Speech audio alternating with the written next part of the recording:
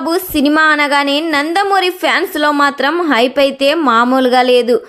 థియేటర్స్లో రిలీజ్ అయిన Daaku Maharaj positive talk అందుకోవడంతో తొలి రోజే భారీ ఓపెనింగ్స్ అయితే అందుకుంది. అలా Daaku Maharaj day 1 Indian box office వద్ద 25.35 కోట్లు వసూలు చేసింది.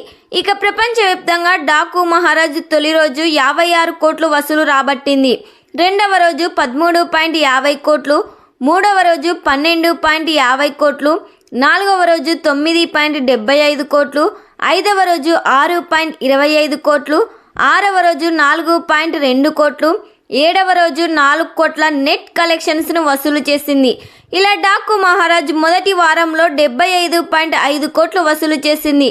మరోవైపు డాకు మహారాజ్ 6 రోజుల్లో ప్రపంచవ్యాప్తంగా 124 కోట్లు కలెక్ట్ చేసిందని మూవీ మేకర్స్ అయితే ప్రకటించారు. ఈ సినిమా 8వ రోజు కలెక్షన్స్ ను గమనిస్తే ఇండియన్ బాక్స్ ఆఫీస్ వద్ద 4.20 కోట్లు వసూలు చేసింది.